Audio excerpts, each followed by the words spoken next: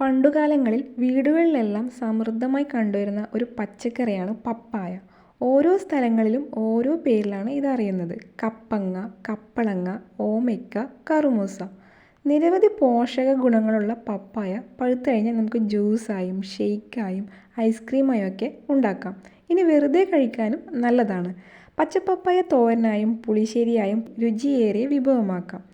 പച്ചപ്പപ്പായയും ചെറിയ കായയും താളിൻ്റെ തണ്ടും ചേർത്ത് ഒരു നാടൻ പുളിങ്കറിയാണ് ഇന്ന് ഉണ്ടാക്കാൻ പോകുന്നത്. അപ്പോൾ നമുക്ക് വീഡിയോയിലേക്ക് പോയാലോ? എല്ലാവർക്കും ഇന്നത്തെ വീഡിയോയിലേക്ക് സ്വാഗതം. വീട്ടിലുണ്ടായ ഒരു ചെറിയ കപ്പക്കയാണ് ഇവിടെ എടുത്തത്. ഇനി നമുക്ക് ഇതിൻ്റെ തൊലിയൊക്കെ ഒന്ന് ചെത്തി ഉള്ളിലുള്ള കുരുവെല്ലാം കളഞ്ഞെടുക്കണം. അധികം മൂക്കാത്ത കപ്പക്കയാണിത്, അതുകൊണ്ട് കുരുവൊക്കെ വളരെ കുറവാണ്. ഇനി നമുക്കിതൊന്ന് നീളത്തിൽ മുറിച്ചെടുക്കാം. അതിനുശേഷം തൊലിയൊക്കെ ഒന്ന് ചെത്തി മാറ്റാം. കയ്യിൽ പിടിക്കാനുള്ള എളുപ്പത്തിന് വേണ്ടിയിട്ടാണ് ആദ്യം തന്നെ നമ്മൾ നീളത്തിൽ മുറിച്ചെടുത്ത് പിന്നെ തൊലി ചെത്തുന്നത്. ഇനി ഉള്ളിലുള്ള ഇതൊക്കെ ഒന്ന് കത്തി ഉപയോഗിച്ച് നമുക്കൊന്ന് ചിരണ്ടി മാറ്റാം. തൊലിയൊക്കെ കളഞ്ഞ് നന്നായി വൃത്തിയാക്കി എടുത്തിട്ടുണ്ട്. ഇനി ഇതുപോലെ വലിയ കഷ്ണങ്ങളായിട്ട് നമുക്ക് മുറിച്ചെടുക്കാം. ഇവിടെ കപ്പക്ക മുഴുവനായും എടുത്തിട്ടൊന്നുമില്ല, ഒരു പകുതി മാത്രമേ എടുത്തിട്ടുള്ളൂ. ഇനി ഈ കഷ്ണങ്ങളൊക്കെ നമുക്കൊന്ന് വൃത്തിയായി കഴുകിയെടുക്കണം. ഇനി നമുക്ക് ചെറിയ കായ മുറിച്ചെടുക്കാം. അതിന് വേണ്ടിയിട്ട് ഒരു ചട്ടിയിൽ ഒരു കപ്പ് കഞ്ഞിവെള്ളം എടുത്തിട്ടുണ്ട്. ഇതിലല്പം മഞ്ഞൾപ്പൊടിയും ചേർത്ത് കൊടുത്തിട്ടുണ്ട്. നേരത്തെ കപ്പൊക്കെ മുറിച്ച അതേ വലുപ്പത്തിൽ തന്നെ നമുക്ക് കായും മുറിച്ച് കൊടുക്കാം.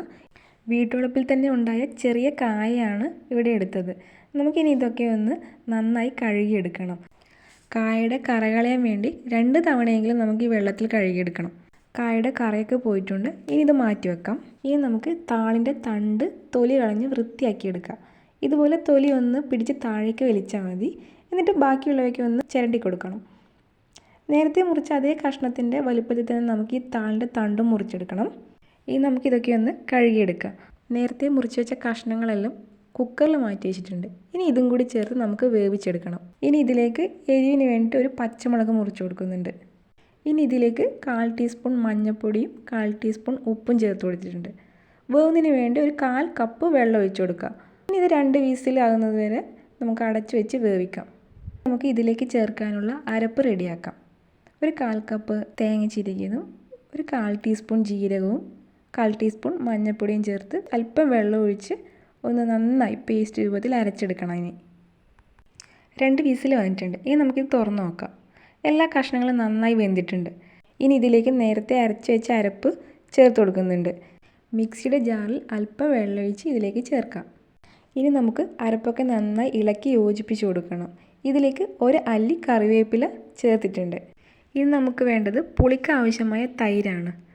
ഇവിടെ എടുക്കുന്നത് 1/2 കപ്പ് തൈരാണ്. നല്ല പുളിയുള്ളത് കൊണ്ട് തന്നെ നമുക്ക് അധികം തൈരിൻ്റെ ആവശ്യമില്ല. തൈര് നന്നായി ഉടച്ച് ഒരു പേസ്റ്റ് രൂപത്തിലാവുമ്പോൾ കറിയിലേക്ക് ഒഴിച്ചു കൊടുക്കുക. ഇനി ഇതെല്ലാം ഒന്ന് ഇളക്കി കൊടുത്ത് 2 മിനിറ്റ് നേരം വേവിക്കുക. തിളച്ച് വരുമ്പോൾ ഒന്ന് ഇളക്കി ഫ്ലെയിം ഓഫ് ചെയ്ത് മാറ്റി വെക്കാം. ഇനി കറിക്ക് വറുത്തിടാം. ഇതിനു വേണ്ടി ഒരു ചീനച്ചട്ടി ചൂടാക്കി അല്പം എണ്ണ ഒഴിച്ചു കൊടുക്കുക. എണ്ണ നന്നായി ചൂടാകുമ്പോൾ ഒരു 1/4 ടീസ്പൂൺ കടുക് ചേർക്കുക. കടുക് പൊട്ടുമ്പോൾ ഒരു വറ്റൽമുളക് പൊട്ടിച്ചതും ഒരു 1/4 ടീസ്പൂൺ ഉലുവയും ചേർത്ത് ഒന്ന് ഇളക്കി ഫ്ലെയിം ഓഫ് ചെയ്യാം. ഇനി ഇത് നമുക്ക് കറിയിലേക്ക് ചേർത്ത് കൊടുക്കാം. നല്ല ടേസ്റ്റുള്ള പുളിങ്കറി റെഡി ആയിട്ടുണ്ട്. ഇനി ഒന്നുകൂടി ഇതൊന്ന് ഇളക്കി കൊടുക്കുക. ദഹന സംബന്ധമായ പ്രശ്നങ്ങളൊക്കെ മാറാൻ നമ്മുടെ ഭക്ഷണത്തിൽ പപ്പായ ഉൾപ്പെടുത്തുന്നത് വളരെ നല്ലതാണ്. ഇനിയൊരു പപ്പായ കിട്ടുമ്പോൾ ഇതുപോലുള്ള നാടൻ പുളിങ്കറി ഉണ്ടാക്കി ചൂടുള്ള ചോറിനൊപ്പം കഴിച്ചു നോക്കിയേ, നല്ല ടേസ്റ്റാണ്. ഇന്നത്തെ പപ്പായ പുളിങ്കറി ഇഷ്ടമായെങ്കിൽ ലൈക്ക് ചെയ്യുക. നിങ്ങളുടെ ഫീഡ്ബാക്ക് താഴെ കമൻറ്റ് ചെയ്യുക. ചാനൽ ആദ്യമായിട്ടാണ് കാണുന്നതെങ്കിൽ സബ്സ്ക്രൈബ് ചെയ്ത് ഫേസ്ബുക്ക് പേജ് ഫോളോ ചെയ്യാനും മറക്കരുത്. മറ്റൊരു വീഡിയോയുമായി നമുക്ക് വീണ്ടും കാണാം. Thanks for watching.